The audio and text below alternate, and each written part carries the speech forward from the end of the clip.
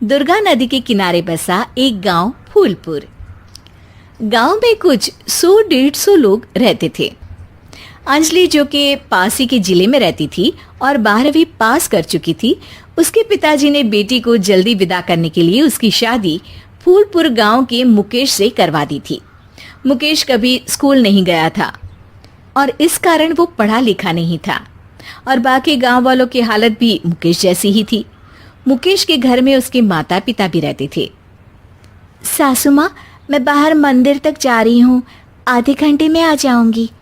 अरे अभी कहीं जाने की जरूरत नहीं है, चुपचाप जाके रसोई में रात के खाने की तैयारी करो।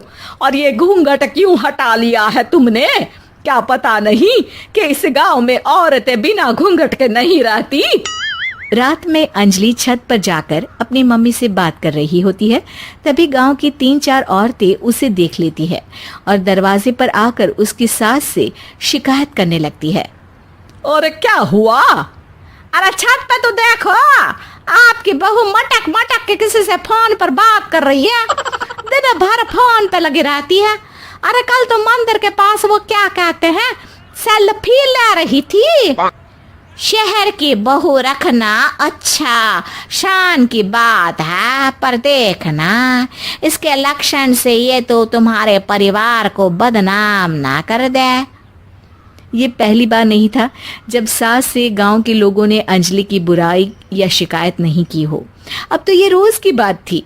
अंजलि ये सब सुन लेती है। जब वो नीचे जाती है तो मुकेश भी वहां आ जाता है। सास कहती है, बेटा, लोग घर आकर शिकायत करने लगे हैं बहू के कामों की। देख लो, पति हो, संयम से रखो इसे। माँ जी, मैं तो अपनी माँ से बात कर रही थी, क्योंकि यहाँ कोई बात करने लायक ही नहीं है और अब मैं माँ के पास ही रहूंगी।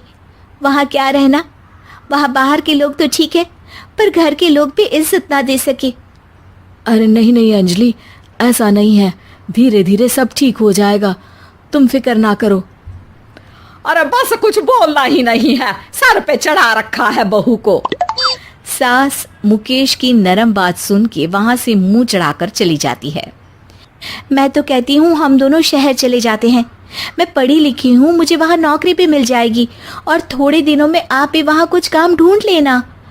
अरे नहीं नहीं अंजलि, हम यहाँ ना गांव का खेत, माँ पिताजी को छोड़कर शहर नहीं जा सकते। माँ पिताजी को कैसा लगेगा और गांव वाले क्या सोचेंगे? ये कहकर मुकेश सोने चला जाता है और अंजलि की गांव वालों द्वारा बुराई का सिलसिला बहुत दिनों तक चलता ही रहता है। लेकिन अंजलि गुस्सा ना दिखाते हुए समझदारी से काम लेती है। बारिश का मौसम चालू हो जाता है। जोरदार बारिश से पूरे गांव में हाहाकार मच जाता है। दुर्गा नदी में बाढ़ आ जाती है और बाढ़ का पानी पूरे गांव की फसल तबाह कर देता है। फसल की ये हालत देखकर गांव वाले निराश हो जाते हैं और बात तो यहाँ तक पहुँच जाती है कि कुछ लोग तो अंजलि को इस सब का दोषी ठहरा देते हैं। अरे पूरी फसल तबाह हो गई, पता नहीं किसकी नजर लग गई है। अरे जब से चौधरी परिवार में ये शहर की बहू आई है ना, तब से ही गांव की शांति चली गई है। इसके कर्म कांड से माँ दुर्गा नदी भी खुश नहीं है। ये सब सुनकर बेचारी अंजलि रोते हुए अपने घर चली जाती है।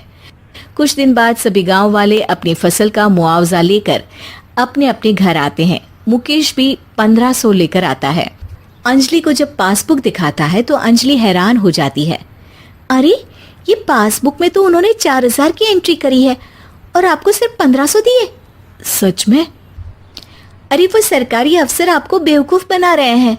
सरकार की तरफ से हमें 4000 मिले हैं, लेकिन बाकी का सारा पैसा खुद ही खा रहे हैं। आप लोग के अनपढ़ होने का फायदा उठा रहे हैं। ये सब सुनकर मुकेश परेशान हो जाता है, लेकिन अंजलि उसे हिम्मत से काम लेने को कहती है और सुबह होते ही मुकेश को पंचायत कार्यालय ले जाती है और साथ में गांव के और लोगों को भी। आप सरकारी बाबू क्या गांव के लोगों को बेवकूफ समझते हैं? आपको क्या लगता है ये पढ़े लिखे नहीं है तो आप कुछ भी मनमानी करेंगे?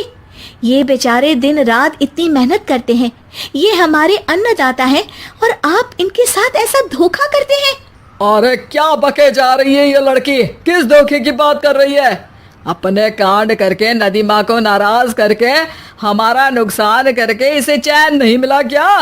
सरपंच जी, इन सरकारी बाबू ने मुझे बेवकूफ बनाया है और मेरे हिस्से के पैसे खुद चट कर गए। बस ये सुनते ही सरपंच वहां से दुम दबाकर भाग जाता है। पता चलता है कि जनपद अधिकारियों ने गांव के सरपंच के साथ मिलकर सबके साथ धोखा किया है। सब लोगों का विरोध शुरू हो जाता है और आखिर में अधिकारी सब गांव वालों के हिस्सों के बचे हुए पैसे उन्हें लौटा देते हैं और कई दिन तक सरपंच गांव में लौटता ही नहीं। अंजलि, तुम नहीं होती तो हम गांव वालों को तो पता ही नहीं चलता कि ये हमें हर बार बेवकूफ बनाते हैं।